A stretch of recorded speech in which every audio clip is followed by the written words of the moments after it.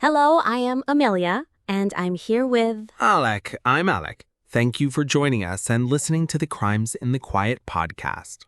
Today we'll be talking about Jane Toppan, a serial killer from Massachusetts that not many people have heard of. Her story is both sad and shocking. When we think of serial killers, the image is almost always male. Exactly. It's rare to think of women in that category. This one surprised me more than most. Even after researching, I still can't fully wrap my head around it. Let's start with the Davis family, because their case ultimately unraveled the truth about Jolly Jane. The Davis family tragedy began when Jane moved into their home in Katamet to care for Alden Davis after his wife, Maddie, had died. But the family didn't realize was that Jane had poisoned Maddie herself only weeks earlier. In rapid succession, Alden, his daughter Genevieve, and another daughter, Mindy, all died mysteriously while in Jane's care. The speed of these deaths was incredibly suspicious, and it set off alarms for Captain Paul Gibbs, Minnie's father-in-law. He knew something was wrong and refused to accept that these were natural causes. Thank goodness for him. Otherwise, Jane might have kept on killing. Exactly. The Davis family trusted Jane completely, which makes this so heartbreaking. But Captain Gibbs insisted on an investigation. He persuaded the authorities to exhume the bodies of Minnie and Genevieve. That was a huge step, basically a public statement that foul play was suspected. Autopsies were performed in a barn near the cemetery, and they revealed morphine and atropine in the remains. Those were Jane's go-to poisons, the same drugs she had used in countless experiments. A guest at the Davis home during Mindy's final illness later testified that Jane had pressured Mindy to forgive a debt she owed the family. That gave investigators a financial motive to add to the psychological ones. One of Jane's most chilling betrayals, though, wasn't against strangers.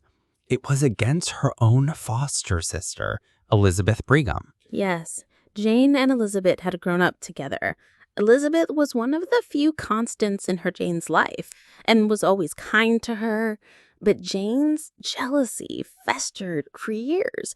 In 1899, Elizabeth died suddenly while Jane was at her bedside. After the funeral, Jane approached Oromel Brigham and told him that Elizabeth had a dying wish that Jane should inherit her gold watch and chain. Oromel, grieving and believing this sounded just like something his wife would say, handed them over. Jane pawned them almost immediately. It was a ruthless exploitation of trust and a glimpse into just how manipulative she was. The more you hear, the more chilling it becomes. And yet, she kept up this Jolly Jane image. Outwardly cheerful, beloved by patients, even described as funny and affectionate. But she was secretly a serial killer, poisoning people across Massachusetts in the late 1800s and early 1900s.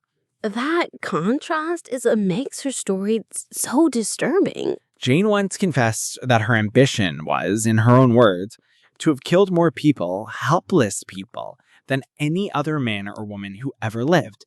She admitted to 31 murders, but many historians believe the real number could be closer to 100. And yet, I can't help but think about how her life started. Born Honor Kelly in Boston in 1854, she was the daughter of Peter Kelly, a known alcoholic and abusive man. He was nicknamed Kelly the Crack because of his violent outbursts. Her mother died from tuberculosis when she was young, and her father eventually abandoned her and her sister at the Boston Female Asylum, an orphanage. By age 8, she was indentured to the Toppan family of Lowell. She tried to erase her painful past by taking her last name, but she was never fully accepted. Her foster mother was cruel and verbally abusive.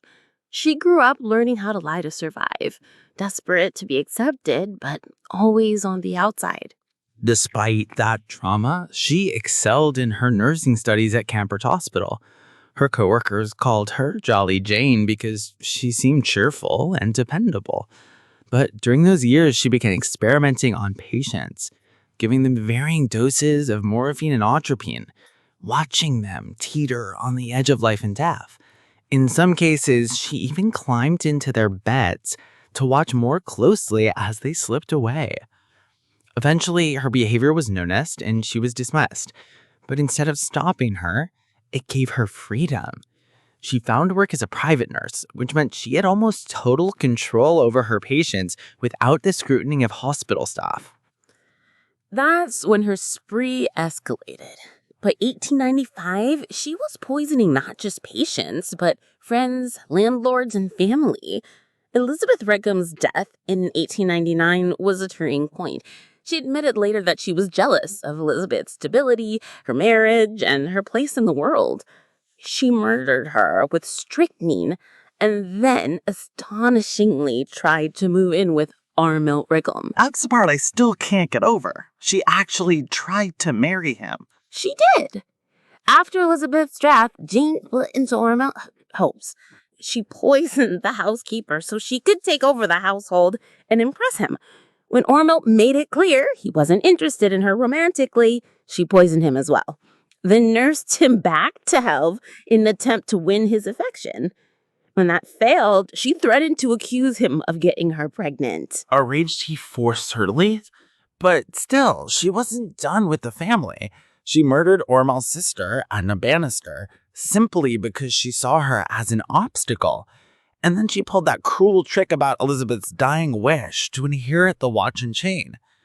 She thought she was clever, but her arrogance was catching up to her. Her ultimate downfall came with the Davis family in 2001.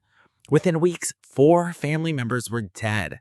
Captain Paul Gibbs pressed further exhumations, and when the autopsy showed poison, authorities had enough evidence to arrest her.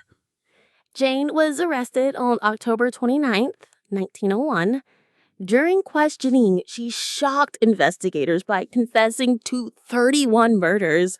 She described, often in graphic detail, how she would fondle their victims as they died and how she experienced the greatest conceivable pleasure from watching them suffer. On her trial in June 1902, she was found not guilty by reason of insanity and committed for life to the Taunton Insane Hospital. She spends the rest of her life there, dying in 1938 at the age of 81. Nurses who worked at Taunton later recalled that she would sometimes claim she knew exactly when she would die, and she referred to herself as the most successful nurse who ever lived. It's such a tragic story. I do feel pity for the little girl she once was, abandoned, mistreated, desperate for love. But what she became was a predator. Murder can never be excused. And yet, so many people trusted her. Families welcomed her into their homes, believing she was there to heal and comfort, when really she was plotting their deaths. I wonder what records might exist about her years in the asylum. It must have been unsettling for both staff and patients. I imagine it would be disturbing reading, but she lived into her 80s, so clearly she was well cared for.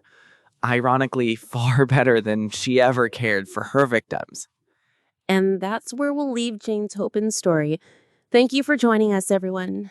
Keep your loved ones close.